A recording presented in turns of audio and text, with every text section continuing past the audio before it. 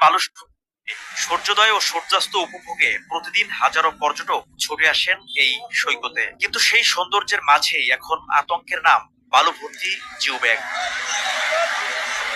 সৈকতের ভাঙন ঠেকাতে বর্ষা মৌসুমে ফেলা হয়েছিল এসব ব্যাগ, কিন্তু বালু সরে গিয়ে এখন সেগুলো পড়ে আছে এলোমেলো ভাবে। জমেছে শ্যাওলা, তৈরি হয়েছে গর্ত, যা বাড়িয়ে দিচ্ছে দুর্ঘটনার ঝুঁকি। এছাড়াও সৈকতের বুকে জেগে উঠেছে পুরনো স্থাপনার ভাঙাচোরা বিম ও কংক্রিট।